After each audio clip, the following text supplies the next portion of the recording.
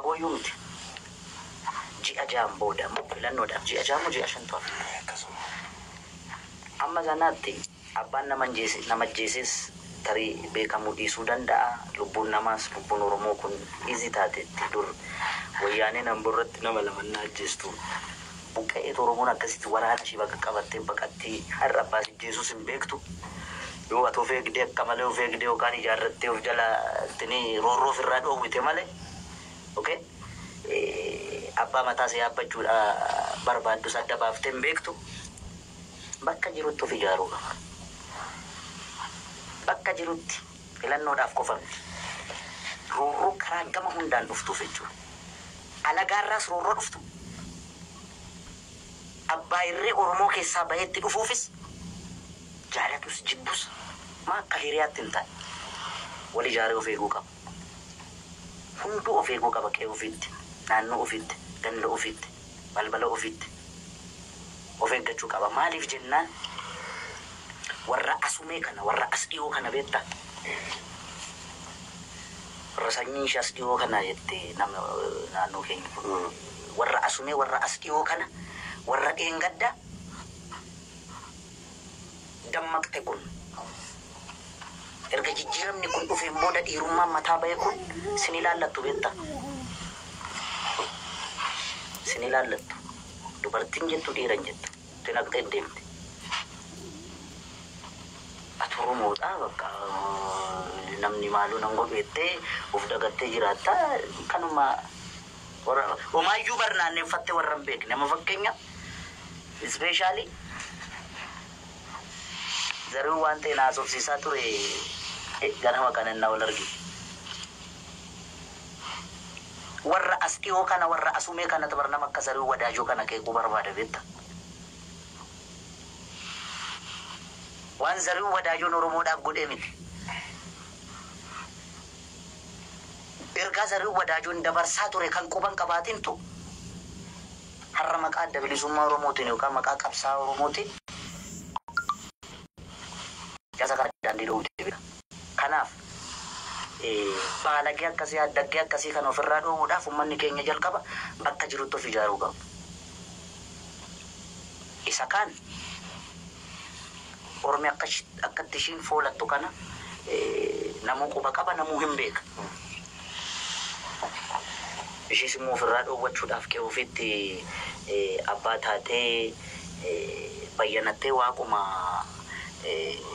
Oromoo irratti ammas deebitee roorrisuudhaaf barbaaddu kanas ishiin laga hin jirtu magaala jirti. Ollaa ofiittis ishii ofirraa ittisuudhaaf ishii ofirraa eeggachuudhaafis ijaaramuu qaba.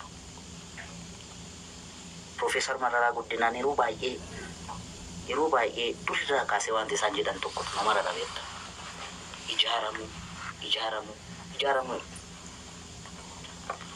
Dhaabbileen Oromoo wal kadhatanii wal galchan malee nakajjabaa gaa'e. Tarii wallaalummaa koorraa ka'ee ta'uu danda'a kana naasa'u akkasitti. Mee Oromoo akka Oromootti dhaaba ijaaree natti himaame. Dhaabni tokko Oromoo akka Oromootti nama ijaare ilaala. Galaanaan na faana jira jedhee faana footoo ka'ee harka lafa jalaan olola oofee galaanaa jibbisiisuu malee. Aboo ati gaafa Abiyyi harka qabattu barri gurbattiin kun ODPdha siin jedha warrutti dhaaba harka wal cabbatee gale. Gaafa yookaan Jaaldaawud Ibsaa yookaan Jawaar Mahammad dhaqxee harka qabatte bar warri biyya bulchan bar gurbattiin sur Jawaar faana oolti siin jedhu bar. Wanna miidiyaa irratti naasaamne hedduutu jira. Kanaaf uummanni Oromoo roorroo gama hundaan ofirra itti dhufu kanaaf of ijaaree ofirraa dhorkee dhaabbilee Oromoos akka ishii sheeppii ishii qabattu kan gochuu danda'u Oromoon alamtuu hin jiru. Ormi keessa sesseenteettee maxabachaa jirti. Maallaqa qabdus dhangalaaste. Actually otoo uummanni Tigraay amma TPLF irraa maa itti sabeetta? TPLF uummanni Tigraay haabee la'us haadhee beetus dhaabni isaanii cibaan TPLF beetta. Bara rakkoo sanatti uummata isaanii kwaantaayiz godhanii gaaratti ol yaasanii isaanii asin gaaniiru. Erga aangoo qabataniin booda foon dadhabaadhaan tiire.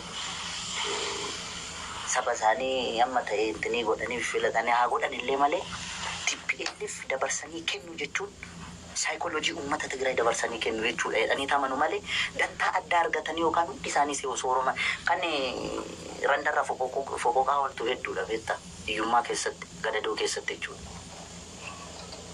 Dhaabni keenya jabaan kana jedhanii waan yaadaniif Oromoon kana rakkate beektaa.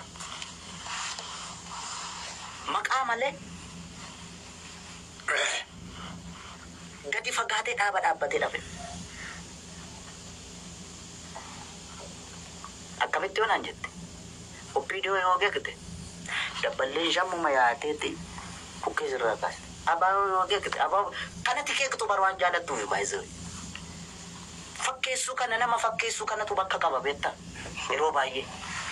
Alaqlaaqii kana kun hojiraa miti warri sobdeefa fakkeessuuf deddeereessitu kun bakka hundatti bakka qabdi anti kabaja guddaa qabdi. Yeroo malee Namni dhugaa dubbatu dhaabni cimaan otoo jiraate nama dhugaa dubbatu kan ofitti qaba.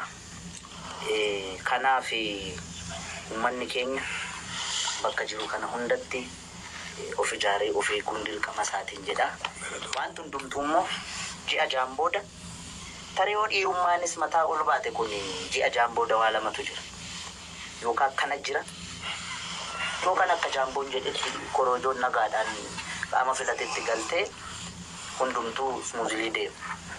Kana lamaafuu qopheessuu qaba gaafsanadha. Ole hayyee amma yaada gara xumurarra geenyee jirra. Galoo fi